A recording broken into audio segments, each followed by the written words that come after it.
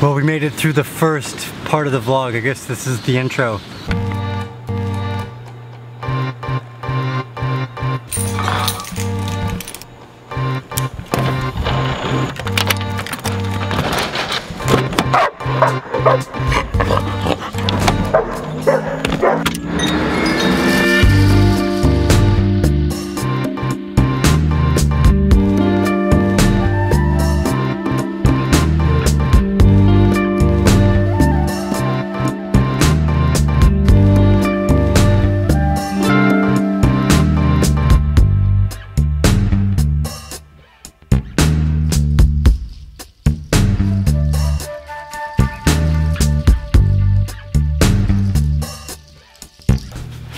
Okay, today I'm going to talk about, I guess, some of my favorite tips about investing, specifically in crypto for this particular time. I've been reading over a book the last few days by a fantastic author. If you've never read the books Fooled by Randomness, Skin in the Game, or Black Swan by Nassim Taleb, I definitely suggest it goes to the top of the list.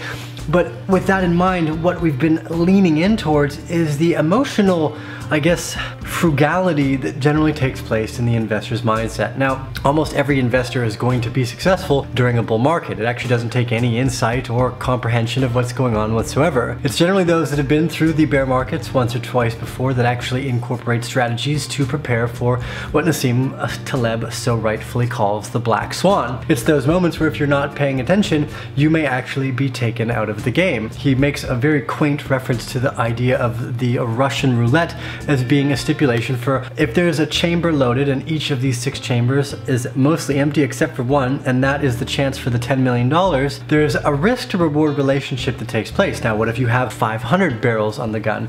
You actually start to become less and less reminiscent of the fact that there have been multiple crashes and explosions which have wrecked everything in the past, and you start to become a little overzealous in the idea that basically there is only winning.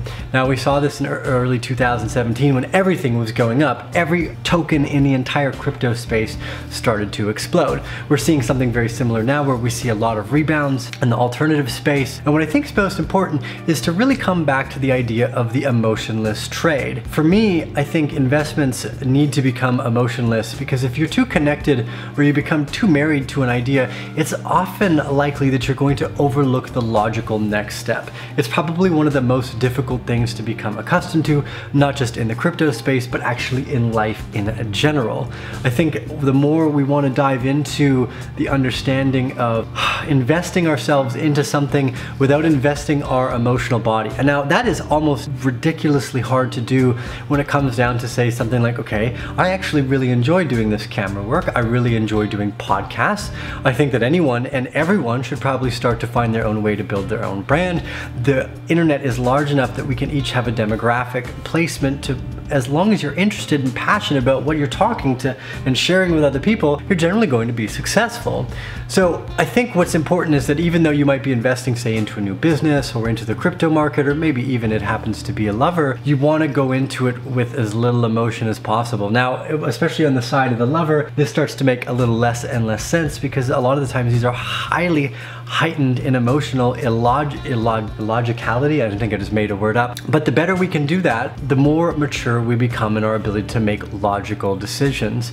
A prime example, I'll be driving down the road and someone will cut me off. Hey, f you. It's actually not, this doesn't, they don't feel my upsetness towards them. It releases cortisol in my bloodstream. I'm getting a little anxious. I'm causing, these are almost these habitual effects that start to come into play. And this is generally what wrecks most traders.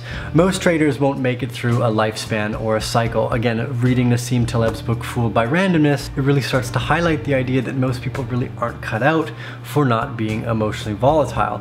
Being stable in your process is actually a practice. For instance, gratitude is something we've put on the table as a daily practice now, right? It helps overcome those negative attributes. So I'm very grateful for the YouTube channel and all your guys' support and all the things that we do together, where it'd be very quite easy to become pessimistic and say, oh, I haven't been posting videos every day, the views are going down.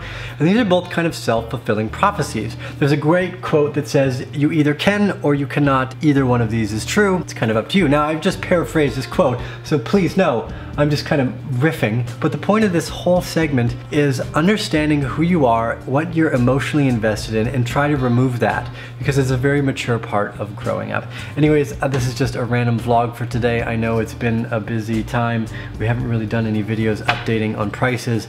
We will get back into that, but a part of what I'm doing is actually getting myself back in gear for some of the upward portions of the vision that we've been working on. Again, so remember, if you think we make shitty content, give us those thumbs down. If you enjoy what we do, remember to give us those thumbs up.